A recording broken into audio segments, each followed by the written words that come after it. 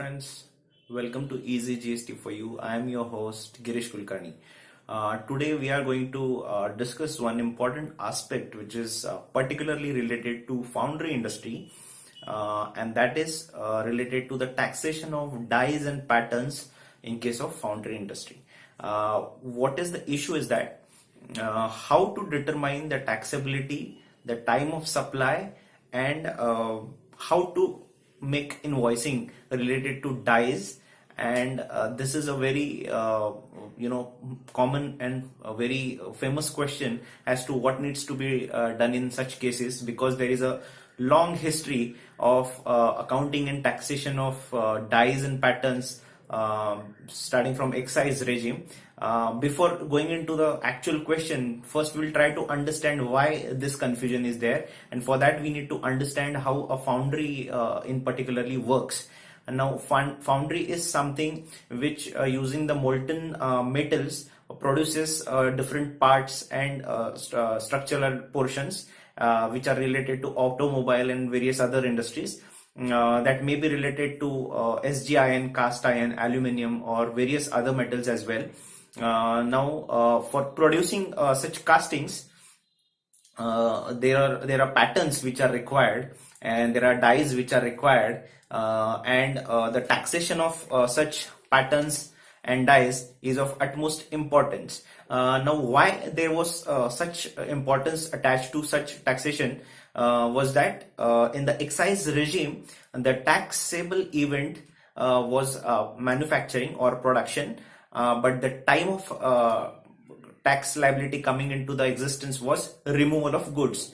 Now, what happens in particularly foundry industry is that if the manufacturer is supposed to supply some casting, the buyer usually orders the manufacturer to prepare the dyes which are required to manufacture that particular casting as well. So the manufacturer first produces the dyes or patterns and then starts production of the castings, which is then supplied to the buyer. Now that dye or that pattern particularly remains with the manufacturer throughout, and hence there was never the removal of those dyes and patterns from the factory of the manufacturer, and hence there was a confusion in the minds of the people that when to charge excise duty, because there was no actual removal.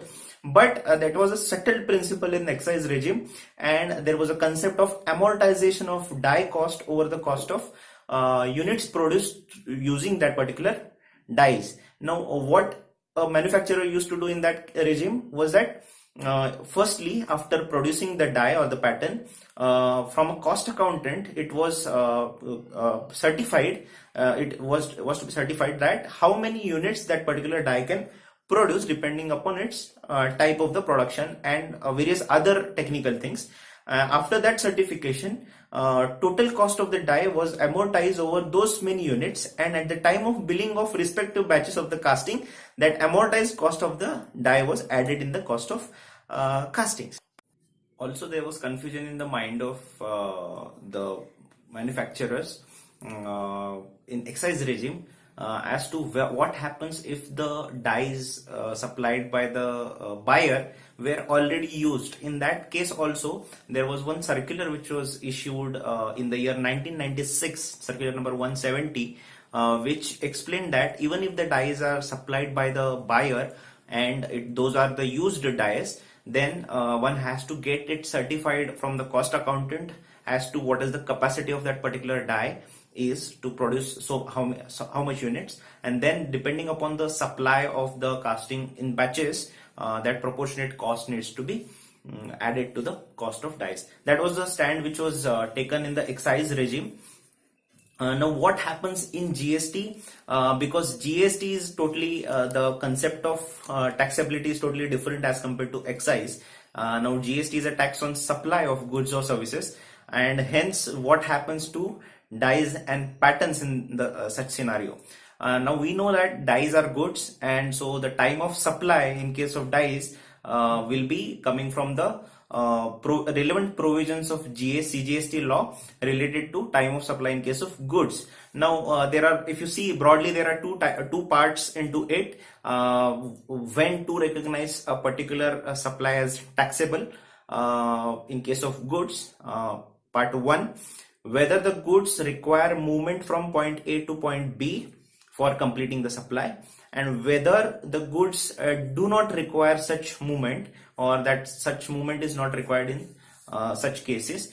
So now dies or patterns are covered by whether first scenario or the second scenario. If you see practically, those dies remain with the manufacturer who produces, though those are belonging to the buyers, and hence according to my personal view, no movement is required in such case to complete the supply. So what happens, what is the taxable point in case where the goods do not require a movement to complete the supply? In such cases, as per the provisions of the CGST law, that supply should be recognized as taxable at the point when the goods are made available to the recipient. Now, when do we say that these dies and patterns are made available to the buyer? Now, these are not physically made available to the buyer, but indirectly those are made available to the buyer through the casting produced using those particular dies and patterns. So, in my opinion, the time of supply in case of dies will be at the time when the first batch of productions of casting starts, and that is the time one has to recognize the supply of dies in the books.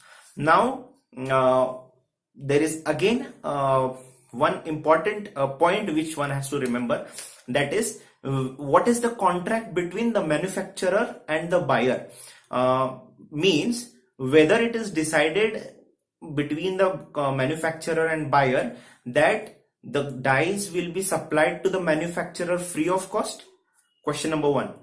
Whether it is the cost which is incurred, which is supposed to be incurred by the buyer, or it is supposed to be incurred by the manufacturer. And that is very critical, because we have a new circular, we have a new notification dated 8th June 2018, that is circular number 47, which clearly says that it has a background related to section 15. Section 15 says anything which is supposed to be supplied by the seller but it is provided by the manufacturer, then in such cases the cost of such supply has to be added in the cost of the supply which is made by the supplier.